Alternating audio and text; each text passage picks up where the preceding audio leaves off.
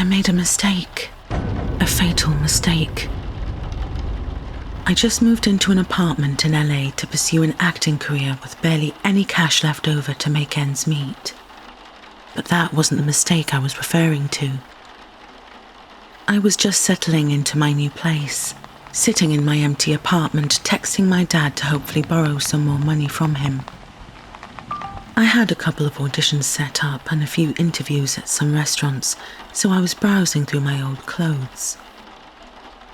I tried on a few things, going back and forth from the bedroom to the bathroom until I realised it was a little past 4 p.m. and I was running late for my first audition, so I quickly gathered my things and rushed out of the building. As I passed the building's dumpster, that's when I noticed a standing mirror. A black rectangular mirror with small legs to keep it upright. It was just one of the things I needed to spruce up my apartment. I checked the time on my phone. With the commute, I'd be extremely late anyways, so I decided to go ahead and transport the mirror to my apartment. Luckily, it was light enough for me to move by myself. When I got it into my bedroom, I set the mirror against the wall next to my mattress and I took a step back. I instantly frowned when I saw the state of my reflection. My hair was a mess, and my top was stained with something red. I was thankful for the mirror. I was able to fix myself up really quick. I got dressed into a clean shirt with these cute shorts, and I re-examined myself in the mirror. I checked out all my angles, and when satisfied with my look, I gave myself a smile. "You got this, girl. You can do it," I said to myself. I checked my appointments and saw that I was due for a job interview at a diner a few blocks down. I gave myself one more quick glance into the mirror and saw something. It went away quickly as I blinked, but I thought I saw someone peeking through the door behind me. I peered out into my hallway. Of course, there was no one around.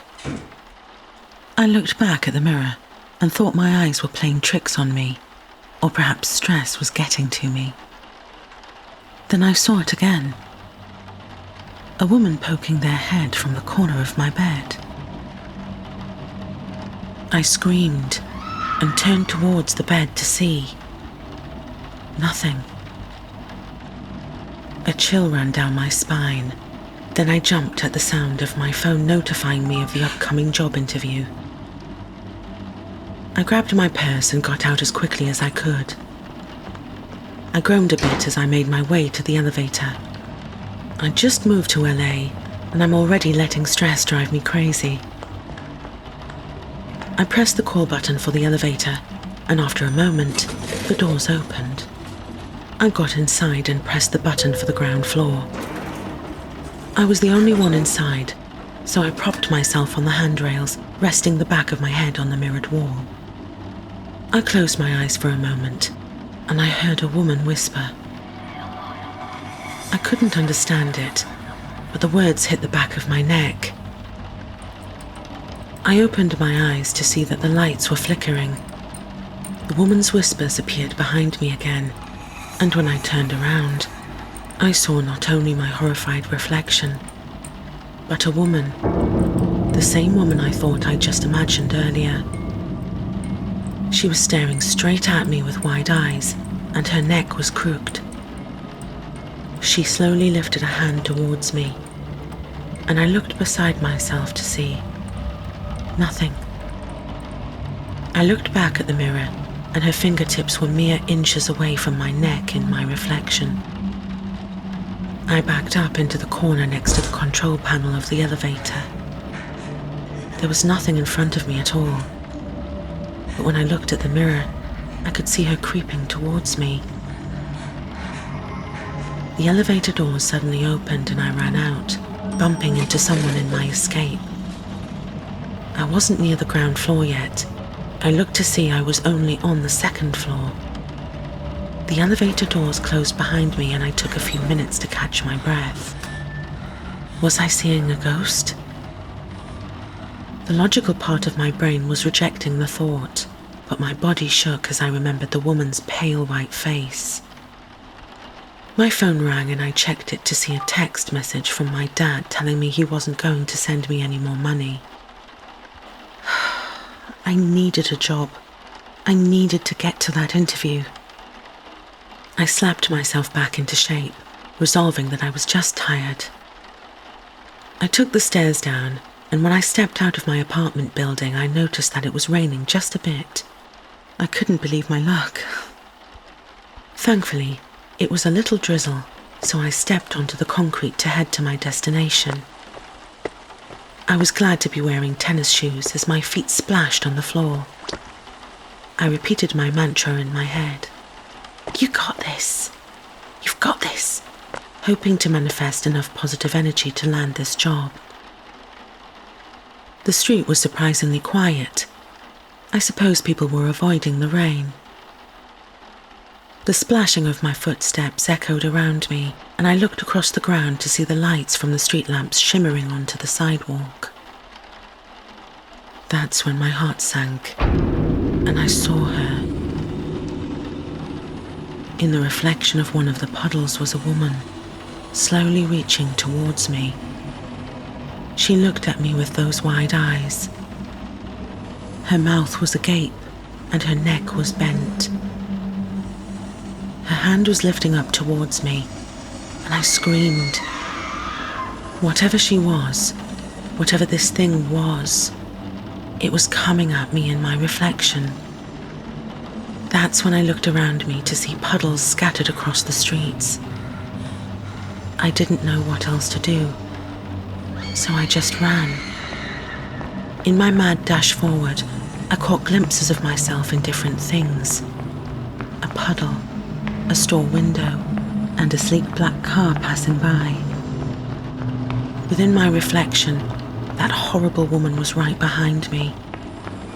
In my ears, I can hear her whispering, but it was still incoherent to me. I hoped and prayed that whatever she was would just stop. I was on a street with a large abandoned building, and upon its surface were large windows. I looked at them, and sure enough, I could see my terrified expression reflected at me. Still behind me was the woman whose long skinny arms were reached towards me. The building was the length of the whole block, so I took a deep breath and continued to run, nearly getting hit by a car in the process. I ran and ran and ran.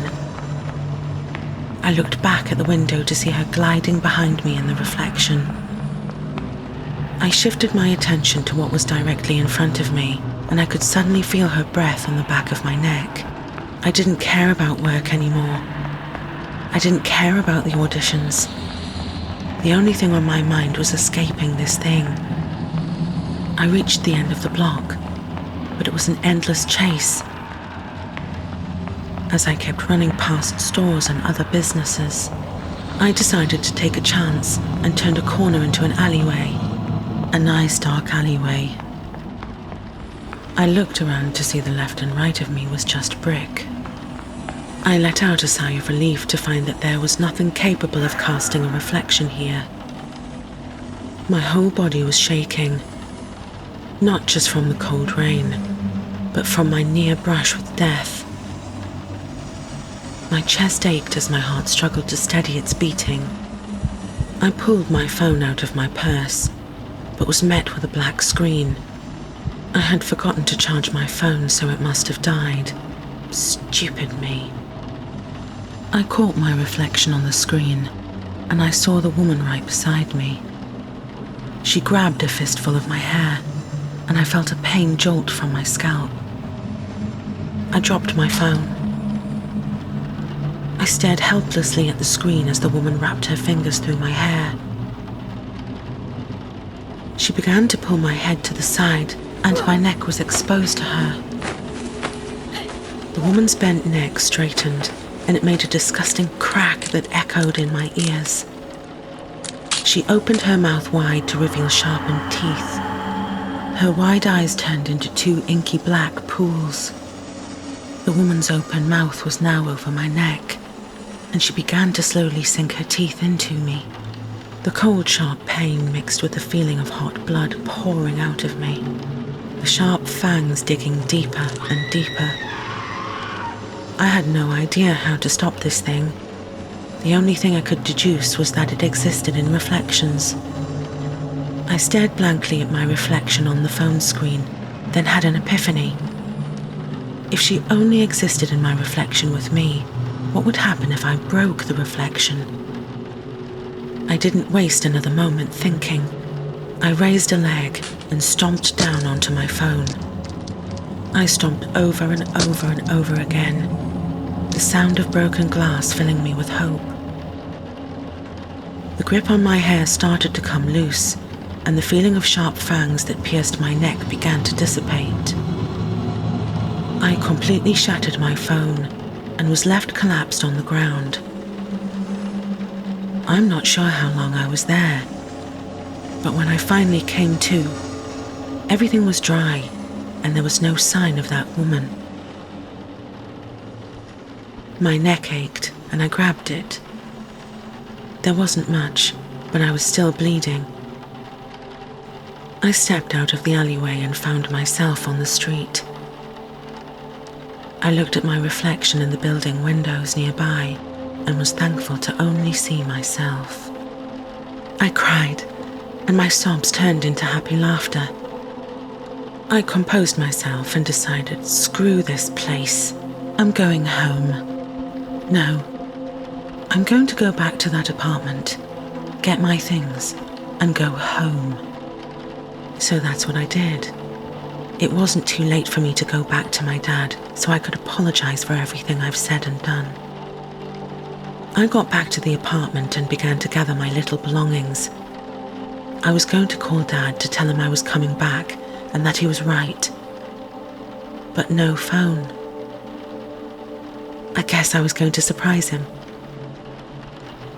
I spruced myself up, checking myself in the mirror, and I saw that woman was right behind me.